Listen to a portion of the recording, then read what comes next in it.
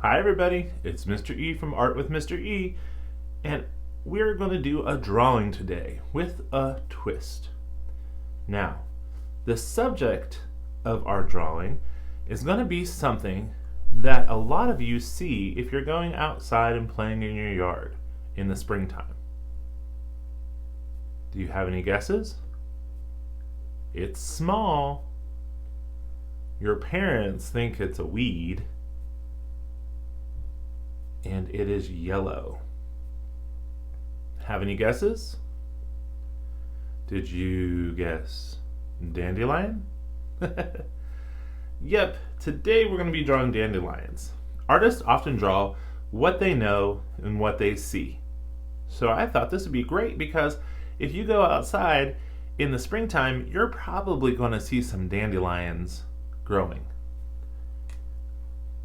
So, to start our dandelion, I like to start making the head first, the head of the flower. And dandelions are kind of interesting. They kind of look like little bursts, little fireworks almost in a way when you start drawing them. Do you see how it kind of looks like hair almost, like a lion's mane? Do you think that's where we got dandelion from? Because it's like a little lion? So I'm going to go back in and I'm going to add some more layers around my flower because there are lots and lots of tiny little petals all over a dandelion. And then we'll use a curved line for the stem of the dandelion. Oops, got a little too close there. There we go. Come over here. Now to start with, it's kind of almost like you're making a half circle. So you just make a half circle, and you make little itty bitty kind of zigzaggy lines, and then you come back and make some more on the inside.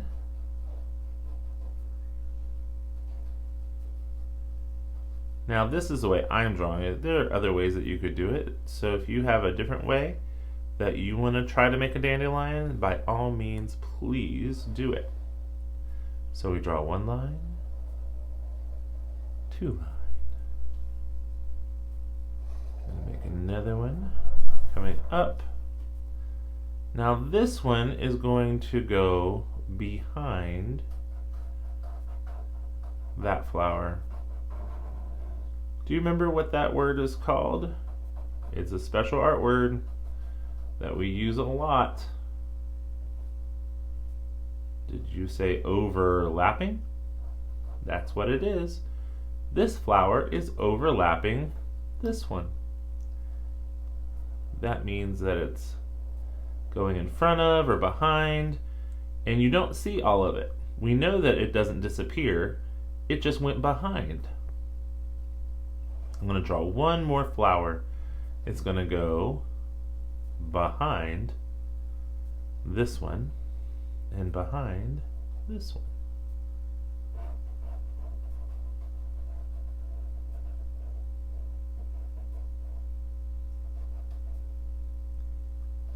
So we are going to make even a weedy little flower that mom and dads like to get rid of in the yard into a work of art.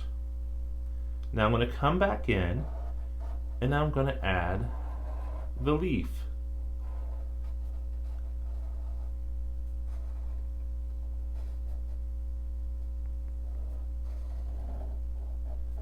I like to do a lot of overlapping.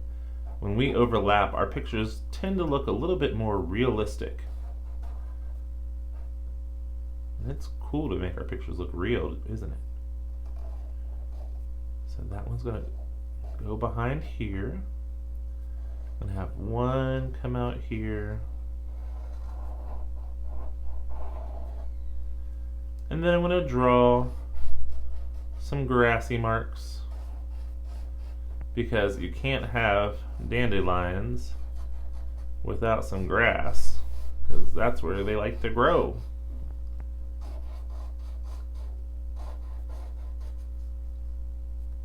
And I like to make my grassy marks go all the way down to make my picture look realistic. Now I'm using kind of a small piece of paper. You can see Mr. E has big hands, but it's a smaller piece of paper because great art can be small sometimes. But what we want to do is we want to use whatever size paper we have. We want to make sure that we are using it all the way. Because I wouldn't want to draw a small little dandelion on a small piece of paper. I want to fill up my paper. Whatever size it is always a good idea to fill up our page.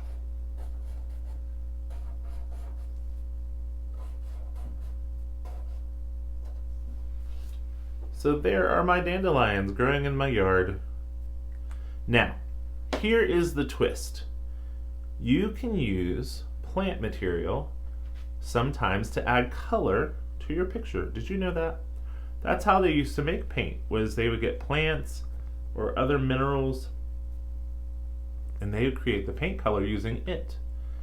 But if you just take a dandelion and come in here and kind of rub-a-dub-dub. Do you see that? I colored my dandelion with dandelion. That's pretty cool, huh? It's a nice yellow too. Now, we can use the green parts also.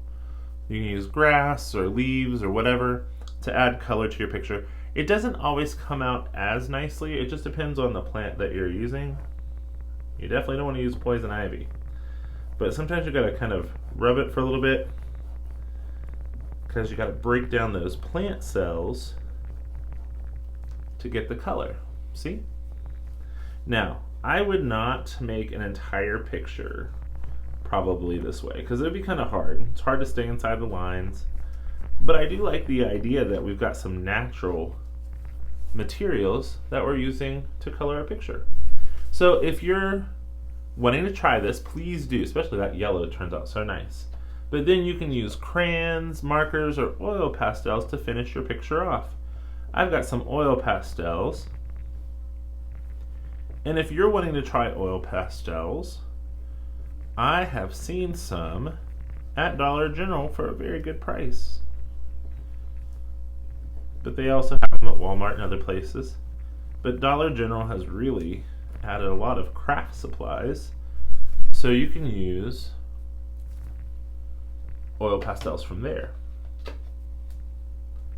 So I've got some different kinds of greens. I like to mix it because if you ever go outside and look at your grass, is your grass just one solid color of green?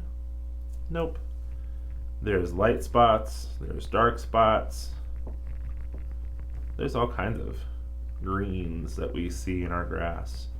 So I don't want to just use one color and just go blah, blah, blah, blah. Nope. I want to use all my different greens so that my picture looks very interesting and very colorful, even though I'm sticking with yellows and greens right now. It's still going to be colorful because we're using different kinds of greens.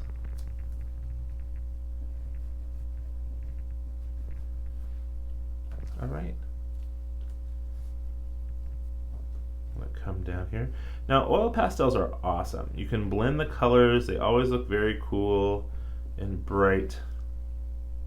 But they are thicker. Do you see how the tip of that is almost, I mean, it's big. You can see it compared to my thumb. But it's like an eraser top. It doesn't come to a point like normally crayons come to a point.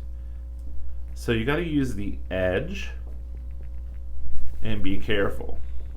I wouldn't want to use oil pastels if I was coloring itty bitty tiny things because it would probably be very difficult to get inside those lines. All right, now I love that yellow, but I am going to get an oil pastel yellow to add a little bit more variety to this.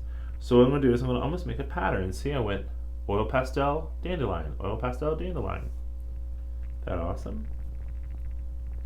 And it just gives it a little bit more punch of color. I don't want to cover up all the dandelion because I think it's so cool that we could use natural materials to add color in our picture. All right, and then I just go back in there and work just a little bit more, add some more details, add some more color.